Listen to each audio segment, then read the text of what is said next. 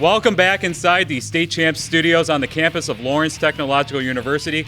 Welcome back to State Champs Hockey Time. I'm Jonathon Kitt, along with Sean Baligian. Sean, welcome back. Oh, this is great. Already had a chance to go out, both you and I, see some games. You know, it's fun, John. In the preseason now, so many different leagues are doing media days and having those moments. I know you were at KLAA. I was at OAA. That's awesome. It's fine. It's an appetizer, but the main course is here.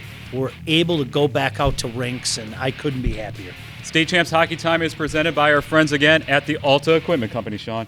Yeah, we appreciate Alta. They've been with us for a while now. We can't do what we do without our friends at Alta and our friends at Warrior, and can't thank you guys enough. Coaches Association. Can't thank all of you enough. It really is. This is certainly a labor of love for all of us. There's no doubt about it. And what's not to love about this product at this level? So this is going to be our high school hockey preview show, and we're going to start in the Upper Peninsula. So Sean, it's always been the big three up there: Calumet, Houghton, and Hancock. Just talk about those three teams this year. Well, you know, it's going to be interesting. It seems like every year somebody says, well, this is the team to beat. This is the team to beat. We have to throw Marquette in the mix, obviously. Coach Garrow's done such a fantastic job with them. Now, I'm hearing, and you know what that means, that Houghton might be the team that wears the crown right now. A lot of things can change before the end of the season. I think you look at Coach Giacchino, the tremendous job he's done at Calumet. I mentioned at Marquette, you know, the fantastic job that Coach Garrow has done the last couple of years. But Coach Markham has a pretty special unit, and he's got a pretty special player up front as well. His son is one of the best in the state. Make no mistake about that. I'm intrigued at Hancock. I think Hancock is heading in the right direction. Let's see what they're about. I've heard some good things about some of the pieces that they've had, but right now it seems to be Houghton. And Houghton was a team, as you know, John, last year, pretty good team last year. Some people are saying they could be next level. We've talked about it for years on this show. You know what you're going to get when you face the Gremlins. You're going to get a team that plays really hard. Coach Markham demands it of his players, and they respond. So right now, it seems the pecking order is the Gremlins, and then let's see how it plays out over the course of the season. And don't forget about the Kingsford Flivers. I know you love that nickname. Love the Flivers. Love the Flivers. So what is a Fliver? So if people don't know what a Fliver is. I once looked that up and I completely forgot. I completely forgot, and I apologize for that. But I remember talking about that 4, 5, 7, 8, 31 years ago. Yeah. Eskimos with a Y as well in Escanaba. So yeah, the Negaunee Miners. Yeah. So who can forget? So it'll be interesting to see. If somebody else can add to that mix. But, you know, right now, I think Houghton seems to be the best in the UP.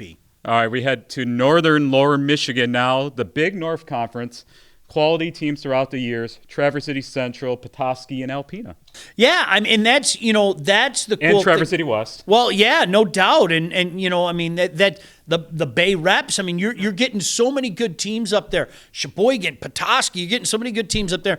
I think the Trojans are a team that, you know, Coach Givens. I mean, he's a legend for a reason. They're always a team that you're going to have to keep an eye on. Now, I have not seen this. Obviously, it's the beginning of the year. A lot of people said Alpena's got some pretty special things going on as well. Remember the run they made a couple years ago, had a great goaltender there. So I'm going to be intrigued to see what that's all about. But I'm with you. This is something I know you and I have talked about the last couple of years. Don't sleep on some of those teams up there. You know, there's some good teams up there and some programs that are kind of rising up. Yeah, you've got the usual suspects, but there are some programs that are heading in the right direction. I've heard nothing but good things about the Bay Reps again, you know, and I think that's a team that has put their name on the map and, in my humble opinion, deserve to be mentioned amongst the usual suspects. I think this year we need to get that coach's corner with Chris Givens and Cam Givens. Just get them all in one room. Maybe we drive up to Traverse City, put the camera down and just have a nice conversation with both of them. Well, you know what? We could kind of cover the whole state. There are Givens everywhere, right? You know, they've got the family up in the Hancock area, and obviously Cam has done great stuff, not only as a player, but now in coaching. And as I mentioned, Chris, I'm probably going to get mad at me, but he's a legend. Sorry, Coach Yar. All right, we head to West Michigan now. The OK Conference, solid hockey throughout the years. Muskegon Mona Shores, they're up in Division I this year. Byron Center is one of the favorites in Division II this year, but don't count out Grand Rapids Catholic Central, East Grand Rapids, and Granville. Yeah, and that's the fun thing. I mean, we've seen Byron Center. I always use this term, and for good reason. Byron Center has become one of the usual suspects. The run they made 2 years ago, they were this close. I think they're going to be one of the best teams again this year, not just on the west side, but I think anywhere. Getting Logan Nicholas back is just huge for them. Mona Shores, what can they do for an encore?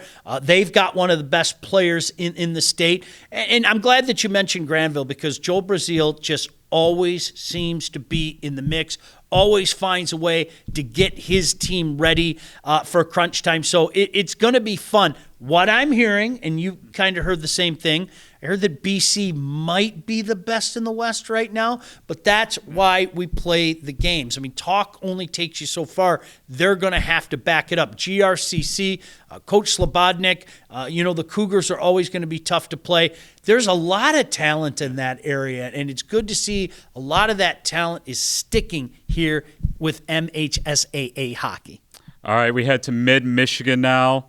It seems like we've been talking about these teams throughout the years here on Hockey Time, the Cap City Capitals, Flint Powers, Saginaw Heritage. There's some great hockey in mid-Michigan. Yeah, there is, and I think you have to start with Powers. I mean, the way they started the season, they knocked off Cranbrook 5-2.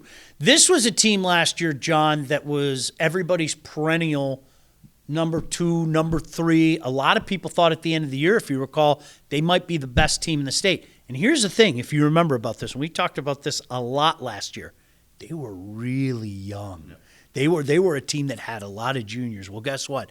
Those kids. And the goalie's back. Absolutely. Those kids are all a year older. They've got that experience. They want to get the bad taste out of their mouth for the way they felt the season ended last year. So I think Flint Powers, not only in that area, but statewide, is going to be one of the best teams in the state.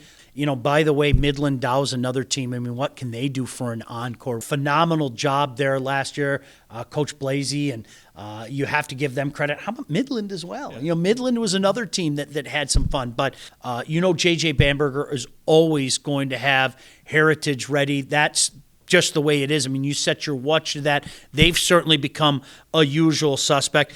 Cap City, I love what those guys are doing. Great job by Joe Ford. Yeah, you and I have kind of watched from afar the last couple of years and seen how they've progressed. Are they ready to take a next step as well? So, but yeah, this is, hey, listen, don't take offense. This is just the kind of stuff that we're hearing. Both John and I like to send out a lot of texts, make some phone calls, and ask people, what they think for the pecking order. I think Flint Powers right now is the team to kind of put the circle around heading into this one.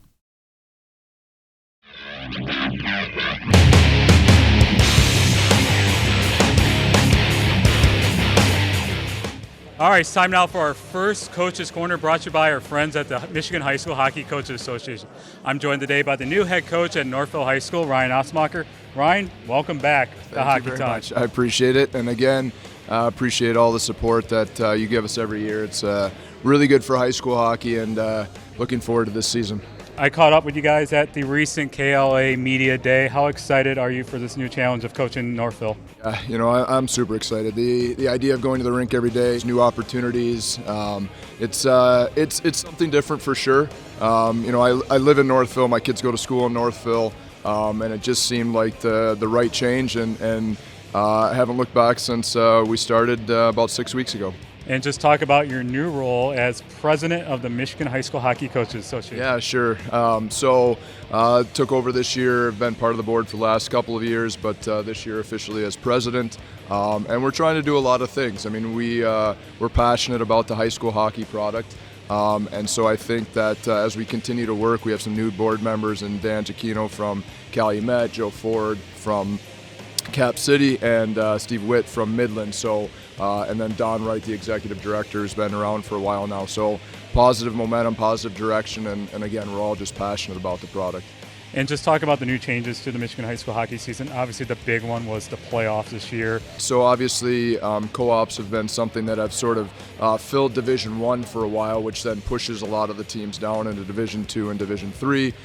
So the MHSAA came out with a new division alignment, which divided up the co-ops by thirds, and they fill into each of the Division I, II, and III. So a lot of the teams moved around. So I know you're talking at the media day today for KLAA. Hartland, for example, has been traditionally a Division II power, now in Division I. So I think it's going to create, come playoff time, some unique matchups that we haven't seen in high school hockey. So I think it's going to create some interesting stories, some sidelines as the season progresses about teams who play each other in regular season but wouldn't see each other again, and now they will.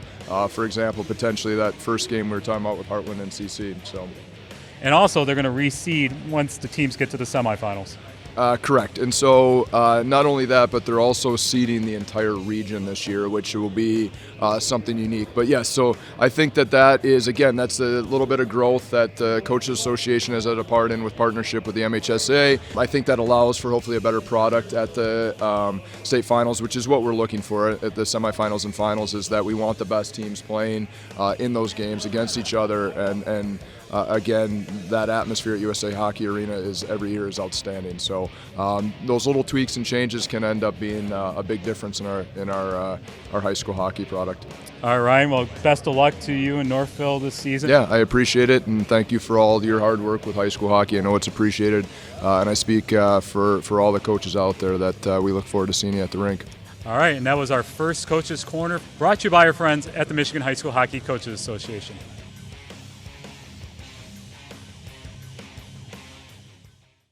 Hey guys, I'm Sydney Carriel, and it's intermission in hockey time right now, so we're going to give John and Sean a break and check in with our friends at the DMC Physical Therapy and Sports Medicine for this week's Game Changers.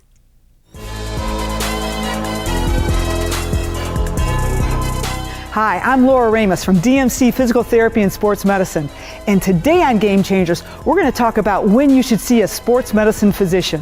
Well, this question is asked to us a lot, and our general rule starts with this. If you have an injury that keeps you out of sport for a week or longer, you should definitely see a physician. Now, if it's a general medical issue or a small injury, then you can see your primary care doctor. And the difference between a sports medicine specialist and a primary care doctor is not only will you get a diagnosis and a treatment plan, but a sports medicine doctor will look at the whole athlete. They'll look at, first of all, what caused that injury. They'll look at nutrition. They'll give them an exercise program that not only gets you back into your game, but will improve your sports performance. If you fall into one of these 6 categories, you should definitely see a DMC sports medicine physician. Number 1, an injury that doesn't improve in 2 weeks, even after you've seen your primary care doctor. Number 2, a complicated injury related to overtraining or overuse, like shin splints. Number 3, a chronic condition like tendinitis at your shoulder, your knee, or your hip. Number 4, a sports injury that requires surgery. Number 5, a sports injury that causes a concussion. Number 6, athletes who have chronic or acute conditions like asthma, diabetes, or mono. So if any of these conditions are keeping you out of the game or affecting your performance, you need to see a DMC sports medicine physician. Do you have a sports injury, or are you just looking to take your game to the next level? Then go where the pros go. DMC Physical Therapy and Sports Medicine. For immediate care, call 313-910-9328 or visit dmc.org/gamechangers. Entering its 26th year of excellence, applications are being accepted right now for the Detroit Athletic Club Foundation's Michigan Male and Female High School Athlete of the Year Awards. Not everyone qualifies, so listen closely. If you are a recognized first-team All-State athlete in a sport or projected to be one this school year, if you have at least a cumulative 3.0 GPA, and if you have demonstrated leadership through the school or as a community volunteer, we want you to apply. 6 male and 6 female student athletes will be nominated, with each being awarded $1,000 of college scholarship money.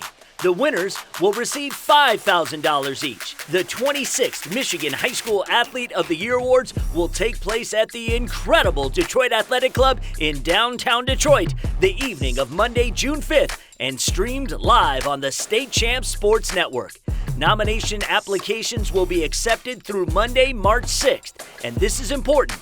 You cannot be nominated if you don't apply. Download the application today at dacathleteoftheyear.com. That's dacathleteoftheyear.com.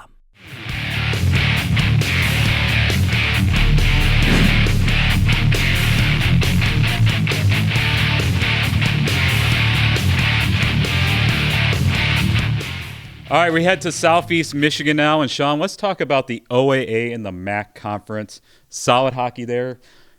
You know, we had teams like Lake Orion, Clarkston in the OAA. The M1 Griffins had a great run last year. And, of course, in the MAC, you have Dakota and Utica Eisenhower. Yeah, you know what? And Romeo too. Yeah, this is a situation. I think a lot of these teams are ready to take that proverbial next step. As I mentioned, I was out at the OAA Media Day. You know what? There's a lot of optimism for some of the things going on. I think M1 Coach Fox has done a fantastic job with them. But Lake Orion is a team. We've seen them, jump into the rankings, jump out, jump back in.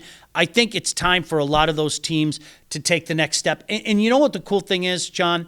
Talking to some of those coaches, you have guys that are hungry and want to build something at places.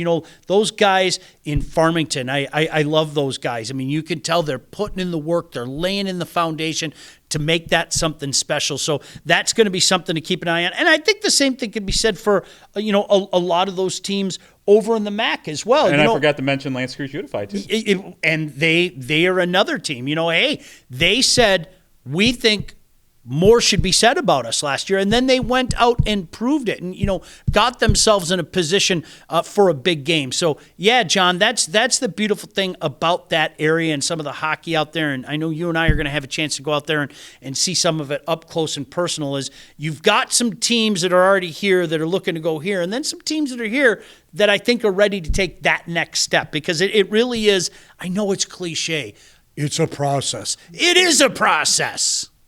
All right, we continue now in the Metro. We have great teams there. Riverview, Gabriel Richard, Detroit Country Day, University Liggett, Gibraltar Carlson, Ann Arbor Gabriel Richard. There's a lot of great teams there. Yeah, there is. Ricky, we start with Ricky. I mean, that was a team that they've been making noise. They were highly ranked for good reason last year. They have a lot of returning players. There's a lot of talent. So I think Ricky DeSanta's got another fantastic team. I'm telling you right now, if you sleep for a second on Country Day, you're making a big mistake.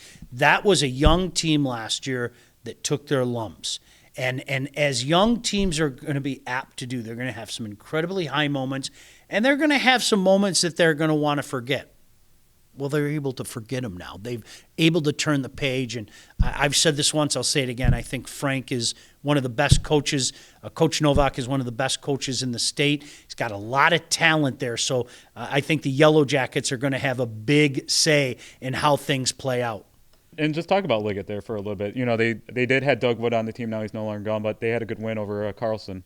Well, and that's been a process as well. 10 years ago, if you remember, they won the championship going back to 2012, and it's been a process. And Doug Wood, heck of a player to watch. But Liggett is a team you want to start out the season with a W. Doesn't matter how it happened. You want to start out the season with a W. They were able to do that. Let's see if they can build on some of the success that they had last year. And how about the Ann Arbor schools? You got Gabriel Richard, Pioneer, and all those schools. Well, Clint's one of our favorites. Clint Robert. Shout out to Clint and Gabriel Richard.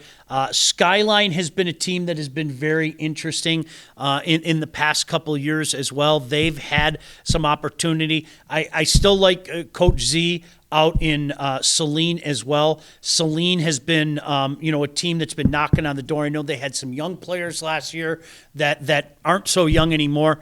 Chelsea, has a couple of studs. I'll Is tell Devin you. McIntyre back? Yes, there are a couple of guys out there that are phenomenal. I can't say too much though, John, because we have like our Player of the Year stuff coming up. We're not there yet. More on that in a second. But there are a couple guys in Chelsea that again, I go around and I talk to a lot of coaches and I say, help me start this inaugural list. Every year we have anywhere from 10 to 15 coaches on our committee, if you will, to select the Player of the Year. And stay tuned. All right, let's head to the KLAA. Enough said, about this league. Hartland won the Division II state championship, but now they're up in Division I. So, but still, you got Brighton, Livonia, Stevenson. You can just go on and on and on about this league and all the teams. Yeah, where to start? You know where I am going to start? I'm going to start with the defending D2 champion, Hartland Eagles. I saw them last week. It was interesting because before the game, both Coach Gadwa and Coach Cal at CC said to me, you know what? It's weird playing a game like this because you're going to have overreaction one way or the other about both teams. Both teams are going to be darn good by the time the season ends. Last week, it was Catholic Central speed that really showed out against Hartland, and they won. Hartland's going to be fine. There's a heck of a lot of talent there. Secondly, I want to talk about Brighton because Brighton was a team that Brighton. I was talking them up big time last year. And they kind of proved me right. They ended up going to the championship game, fell just short. But again, one of those teams that had a bunch of sophomores on their team. And those sophomores are now juniors. And again, you want to talk about some of the best in the state. They legitimately have 3 guys that could make that claim. So I think Coach Cavisto has a fantastic team out there. Howell is going to be a team that's looking to take the next step. They got to replace a pretty darn good goaltender, but I think there's a lot of talent. I think Rocky Johnson's got a lot of talent out there. And then, you kind of have some unknowns. Coach Mitchell always has a good team. Well, how good can they be? I think that's going to be a work in progress. Northville, same thing. Ryan Ossenmacher there. Salem, they've got talent out there. Where are they going to be able to take it? Novi, they got an influx of talent. I've heard nothing but wonderful things about Charlie Lewinsky. How about Canton? Yeah. Let's not forget about Canton. Yeah, they Canton went to the quarterfinals. pulling that big upset, and then, frankly, giving Trenton all they could handle. And then you got some new stuff with Plymouth going on. And to me, John, that's the KLA is really intriguing this year because there's a lot of unknown. Oh, by the way, don't let me forget Livonia Churchill. And Livonia Franklin. They still have one of the best goaltenders in the state at Livonia Churchill. Franklin, to me, is more of an unknown, and let's see what they have at their disposal. But, that's the beauty of the KLA. Boy, it's difficult. Let's take a quick look at the Lakes Valley Conference. You have teams like Lakeland, the combined squad of Wall Lake Western and Pinckney, Milford, Wall Lake Northern, the Lakes area team, and you got the defending Lakes Valley Conference champions in South Lyon Unified. All right, let's move on to the MIHL. So it's always that battle every year. What's the best conference in the state, the MIHL or the KLA? Seems like it's the MIHL. Well, I think for years running, you can say that. There's no doubt about it. I think the proof's in the pudding, the success that they had. You had multiple teams going to the finals. You had a team winning the championship, another one coming just short. And OLSM, we talked about them a lot last year. They have a lot of players returning. De La Salle had so much talent last year. I thought for a while, just one man's opinion, DLS might be the best team in the state. They got knocked off. That's why we play a tournament. But Coach Clark has a ton of talent coming back. I think he's got multiple guys that could make a claim for our Player of the Year, can make a claim for the Wall as well. Catholic Central, as I mentioned, I saw them up close and personal. Speed, depth. That's what you come to expect from what Coach Kalinicki does. I've said this probably, 5 years running now? Trenton is not going to sneak up on me. No matter how much Trenton appears to be struggling, Trenton is going to get right. It's like Brighton, it's Trenton. Trenton is going to get right. We've talked about it for years. I don't care what your record is. I don't care how badly you lose games. Trenton is going to get right. Coach Clements and his staff do a fantastic job year in, year out. So, John, that's what's exciting to me about this campaign. Oh, by the way, Brother Rice, had a chance to talk to Coach Chaput. Listen, you want to talk up front. They have some of the best talent out there. I mean, they have two guys that, again, legitimately could make the claim for Player of the Year. One of them was our Player of the Year last year, and great to see Marone back, by the way. That's a young man, had a serious injury last year, knee injury. He's back. But, Coach Chaput said, hey, listen, we're breaking in a lot of guys, especially on our blue line. But all that talent for Rice, I think, in the net and up front, it's going to be fun. And you got UD Jesuit, Cranbrook, the Grosse Pointe schools. Well, and here we go. UD Jesuit's another team. All last year they were young, and they kept knocking and knocking and knocking. And then remember, they pulled an upset late in the year. That team's going to be all the better for it this year. And I think that's what's exciting to me. GPS is a team that can always knock you off. So, look, the MIHL's king. Until somebody knocks them off their throne, and to me, John, definitively knocks them off their throne, MIHL is king right now. All right, Sean. It's time for our Warrior Hockey Player of the Year update, and we're going to wait a few weeks. Mm-hmm. Why? Well, it's interesting. I was talking to coaches. There's been so much turnover, and obviously you've had some teams turnover with the divisions. So we're going to wait. We're going to let some play dictate who belongs on the list. I'll tell you point blank. Let me give you this. In regards to the Player of the Year, we're stuck on 13 right now. There's a problem with 13. It's not 10. We have to put 10 on there. So, we're going to let the first couple of the weeks play out. After talking to a few of the coaches, that was kind of the idea that we came up with. Let's let the first couple weeks of the season play out, see who, maybe goes up an inch or perhaps drops an inch. But again, I think it's also a testament to the incredible talent that is in this state and all over the state as well. I will tell you this. Here, a little sneak preview, all right? You've got multiple guys up north. You got multiple guys on the west side of the state.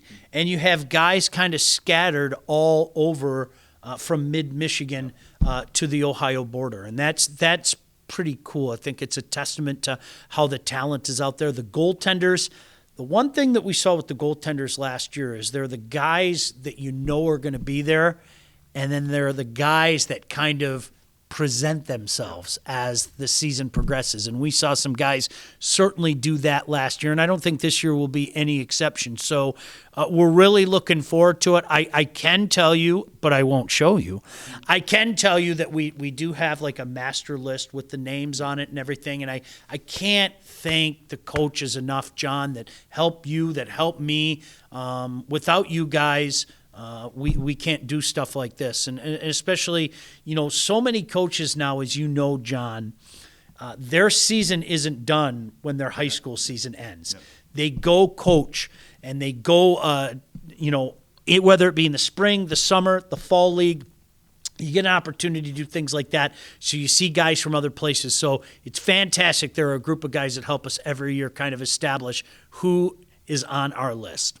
And the great thing about the Wall Warriors, that was our first year doing it last year. It seemed like every game that we went to, every time a goalie did well, all I heard in the locker room or in the celebration. Can't vote for Wall. And that's going in the state. That's going in the state. Most underrated goalie in the state. Check the stats. 50 saves a night. Stats don't lie. I am nominating Benny Vanderdonk for the Wall Award. Yeah!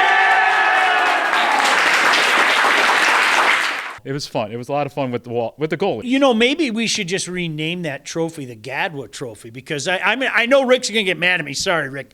It was Rick's idea, and I think it was a great idea, and we thank our friends at Warrior for helping us make that happen. These are great gloves, actually. And Absolutely. We can do that.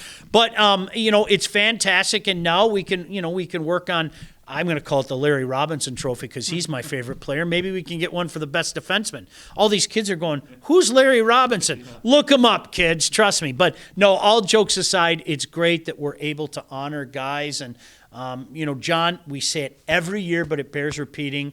If your name doesn't appear on the list, or your son or your teammate doesn't appear on the list, hold tight. The list is fluid. It changes often during the course of the season.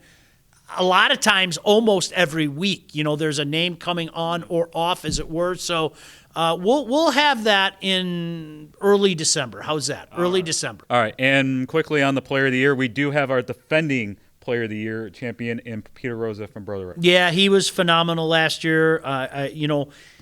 As always, John, it's not an easy choice to pick one, but he was the consensus last year, and to me, he's going to pick up where he left off last year. He and Marone playing together, incredibly dangerous, amongst the most dangerous in the entire state. Marone's another guy. You want to talk about top players. That kid's a heck of a player, and he's a guy I'm going to root for coming off the knee injury. But, it's pretty hard to deny. Now, with that being said, in the past, we've had returning players of the year that weren't able to defend the title and everything. I mean, that just goes to show you again the amount of talent at this level in the MHSAA. And just lastly, shout out to Warrior for sponsoring this award again for another year. Listen, I will give Warrior another shout out. This might be my third shout out of the show, but absolutely, I'm going to say it again. You guys, thank you. I mean, seriously, this is what you guys do for hockey as a whole. And what you do for hockey at this level, thank you very much. And to each and every one of you out there, check out some of the fantastic gear that Warrior has. They're always innovative and coming out with great stuff. So definitely check them out. Support the people that support us. Check out our first top 10 for the Player of the Year and the Wall Award in a few weeks here on State Champs Hockey Time. All right, Sean, so I didn't get a chance to ask you this earlier in the show, but, what's your thoughts on the MHSAA and the new division alignment? They got the co-ops. They figured that out. So, you had teams like Hartland moving up to Division 1. You had, Livonia, Stevenson moving up to 1. You have teams moving down to 2 and 3. What's your thoughts? Well, it's going to take some getting used to, I can tell you that. I mean, that's, we're all, those of us that have been doing this week in, week out, it's going to take some getting used to. I think it was time to tighten the screw a little bit. I know some coaches agree. I know some coaches don't agree. I think it was time to tighten the screw again. And if I may be so bold, I think it might be time to tighten the screw even more. So it's going to be interesting. Now, how does this shake out the balance of power? I think if you ask coaches, I think they're going to tell you, hey, listen, we play the games that put before us. Most coaches, especially with the bigger programs, have kind of taken the we'll play anybody anywhere. So how much does it really affect you when you see their schedule is chock full of the best of the former D3, the former D2, the former D1?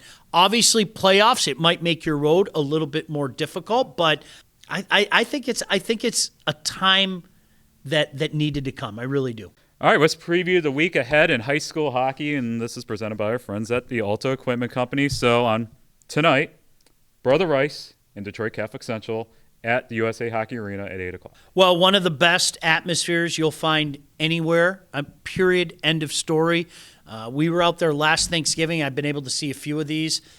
Phenomenal. The fan bases. Can they have it move into the NHL rink? And just tell the USA guys just to play at the Olympic rink? You know, John, it's interesting you say that because I watched CC and Hartland on the big rink at USA.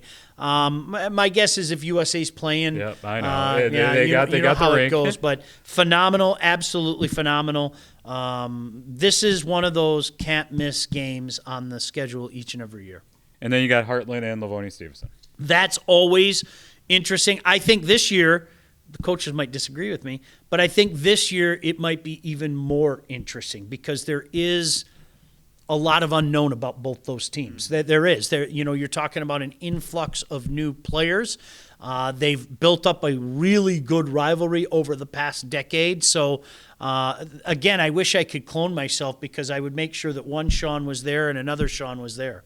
You might have to get another clone because Brighton is taking on Orchard Lake St. Mary's. Hey, there's a lot of history there, too. I mean, let's face it. How many times have these two foes faced each other in the playoff? It seems like it's always a regional final, doesn't it? Boy, it seemed like that way for years. And OLSM, Coach Klanow, that was a team that a lot of people felt was maybe a year away, and they all said, oh, yeah, and made a run all the way to the USA Hockey Arena. As I said, in my mind, for my money, I think Brighton's one of the best teams out there. I mean, just balanced across the board. They've got punch up front. They've got a heck of a goaltender down on the other end. And, that's, 3 clones? I can do that. Actually 4. There's going to be a 4th clone for you, Sean.